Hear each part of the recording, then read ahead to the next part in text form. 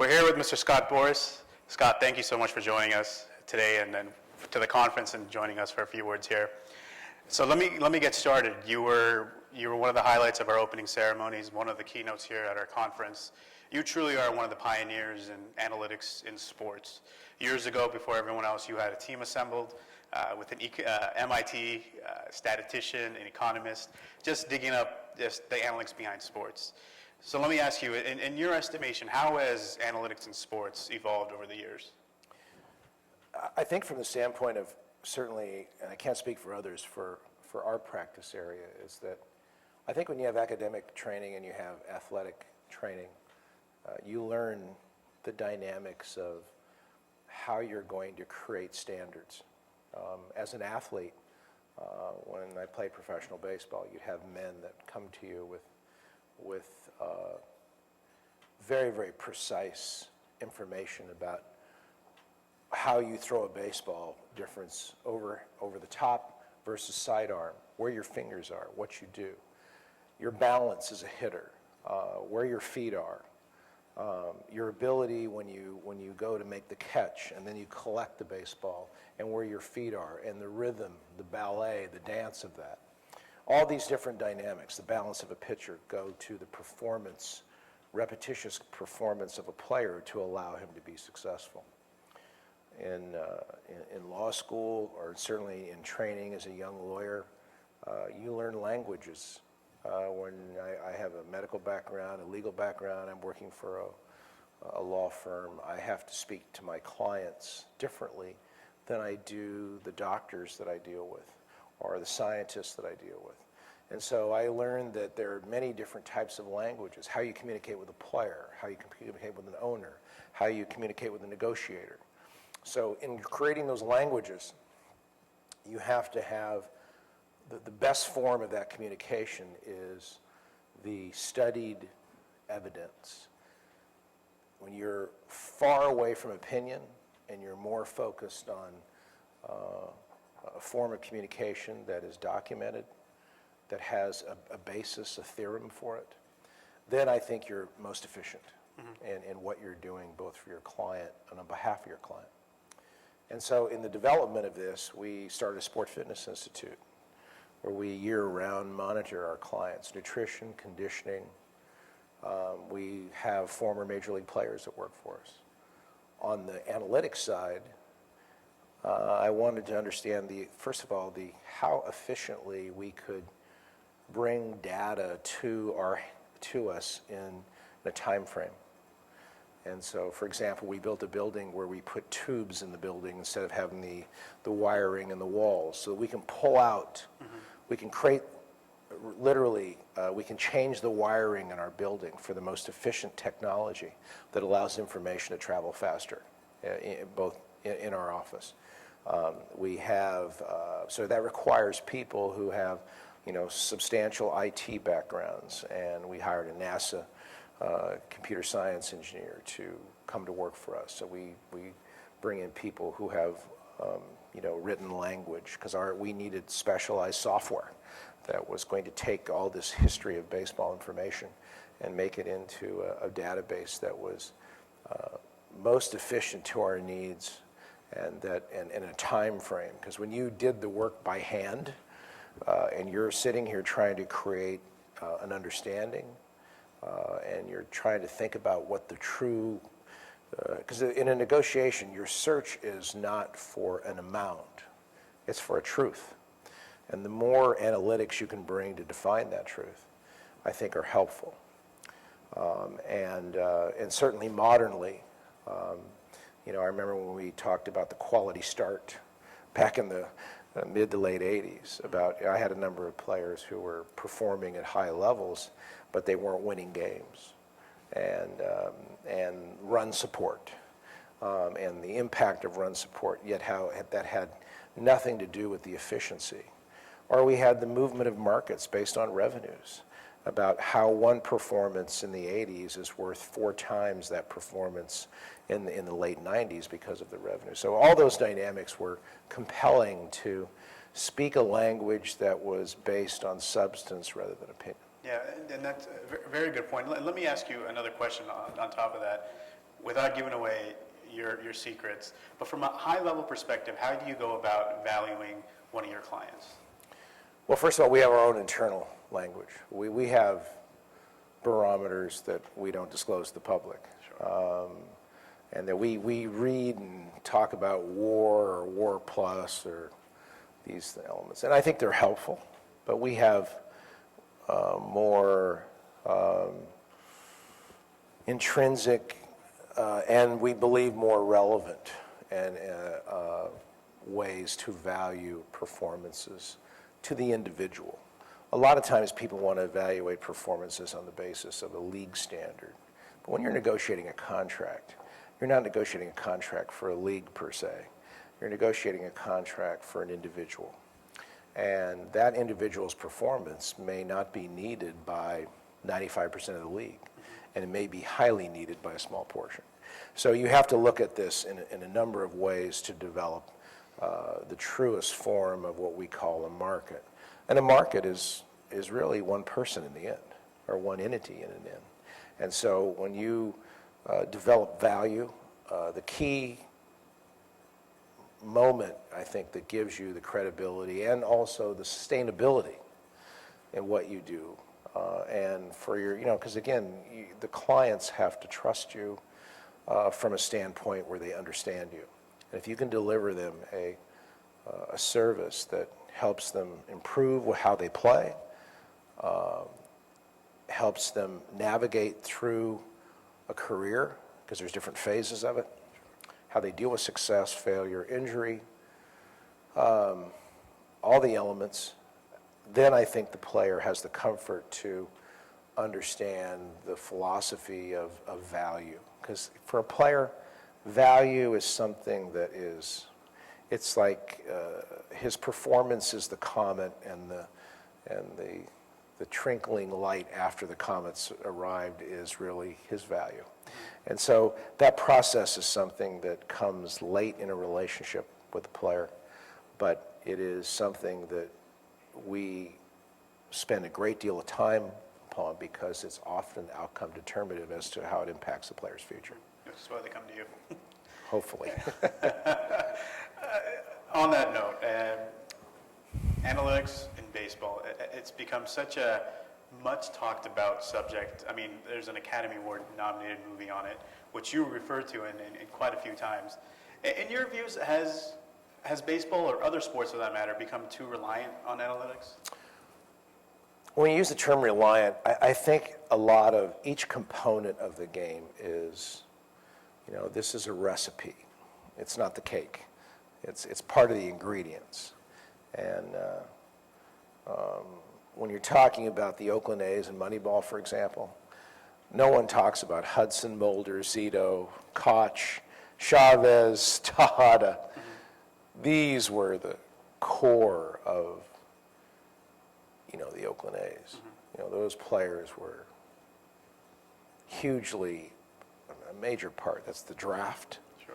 the decisions made in the draft by that team, which were all efficient decisions. And sometimes you get lucky, like they did with Hudson, but Mulder, Zito were all number one draft picks. The trade for a guy like Koch and bringing Chavez, acquiring Tejada, all these things. When you're talking about how we're looking at on-base percentage and how it affected that core, you're really talking about a component of two or three pieces that put that. But it was an ingredient, an important ingredient. It was a philosophy about how they could add to this core of pitching and good young players that they had built. And the importance of that ingredient was that they didn't make the mistake of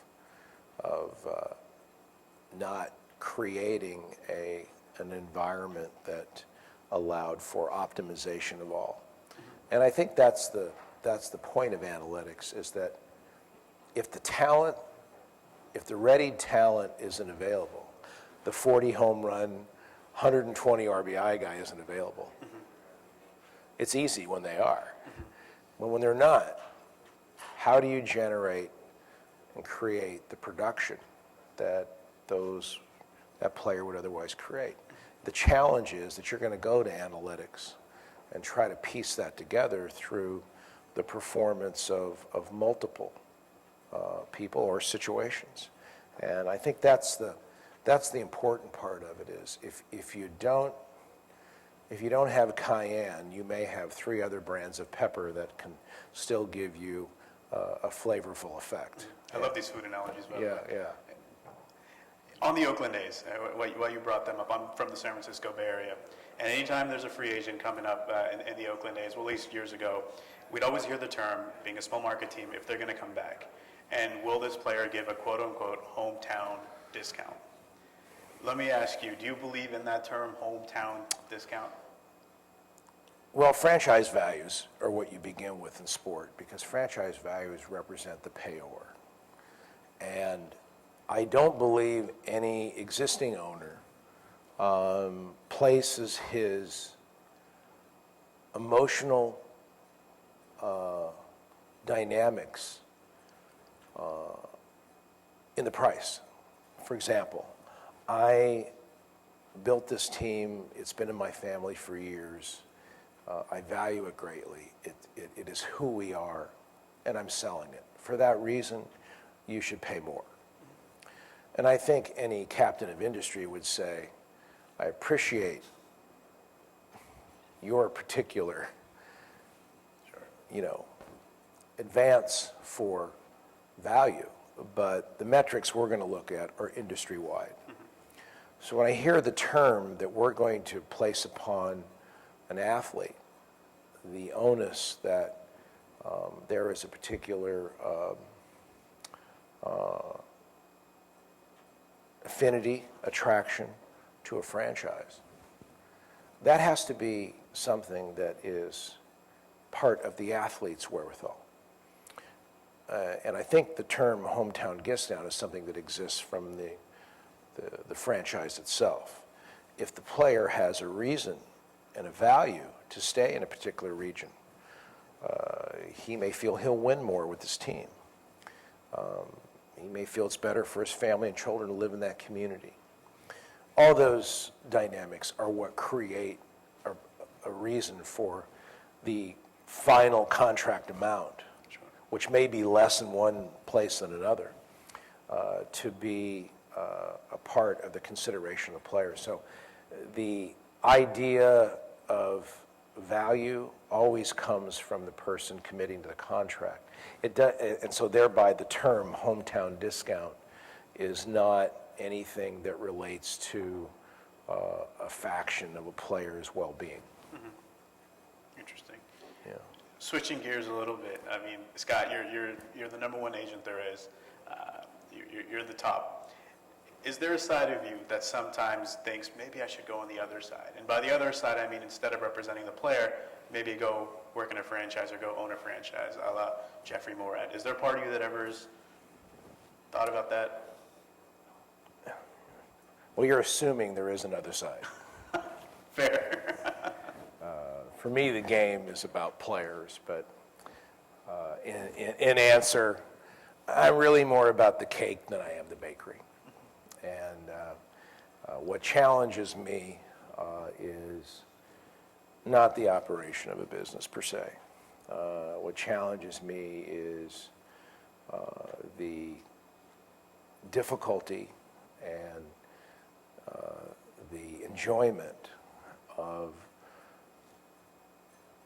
meeting a great young athlete, which in each case for me is always different. There's some factors that are repetitive, but for most part different. And assisting them in creating an optimal career, assisting them in being a contributor to the game where we're going to make the game that much better. It sounds very easy to do, but I find it to be the most challenging and exciting part of my station in the game. And I really believe that I serve baseball the best because baseball is giving me everything I have. I serve baseball the best by just focusing on one sport and understanding and working with baseball as changes and dynamics evolve. And the other part is making sure that we have execution, that we have players with information, with histories, with all the available information, so their decision-making, their talent, creating a sport fitness institute, having psychologists on our staff, that the mental, physical aspect of the game, that we can create the best player. Because if we do that, we're going to advance our game. The players are going to have the careers that they expect to have, and we're going to have a process, I think, that is more about betterment for the game, betterment for players. We've seen Brad Pitt play Billy Beane. Can we see George Clooney playing you someday? I'm not sure Mr. Clooney would appreciate that association, but I would certainly welcome the opportunity. Thank you. We should give him a call. My last question to you, Scott. You're here at the Sloan Sports Conference. What excites you about the conference? You know what's great about this process is that when we were sitting there this morning and I looked across the room was the number of academicians that are now interested in sport, more along the lines of not as an athletic event, but as an intellectual challenge. And I think when we get that theater of intellect coming to sport, we're going to end up with a better process. We're going to end up with a better product, and we're going to advance the game so that when the players do come in to a system, that the system is more readied, more evolved, and allows this industry to grow at the levels it should grow. Because we're certainly at a point where everyone loves fresh content and the need for it. And one of the greatest mysteries, one of the greatest stories that you could ever have is where you have, particularly in baseball, where you never know what the outcome of the game is going to be because a bad team can beat a good team. It is really unpredictable in many instances, but yet analytically there's a predictability to it. But the timing of it is the unknown part. So I think for all, the more we apply to reduction of injuries, medical science, collective bargaining, the coaching and teaching professions, all those elements that these processes bring, I think it grows the game in great proportion. And remember that it used to be that these conferences were about business. Now the conferences are about a collection of entertainment, certainly business, sport, athleticism, science, and I think everyone understands that inside sport that there is an avenue for their expertise, whether it be technology, medicine, law, that all of them, all practitioners in whatever they do, all expertises can participate in sport, and that's why I think that we have experts from a variety of fields and interests are now drawn to these conferences. So it's an exciting time for sport. Wonderful. Well, let me tell you, as business students, we study you. As fans, we marvel at you, Scott. So thank you so much for joining us here and for some words in general for the conference. Thank you so much. Well, thank you for your kind words. Appreciate it.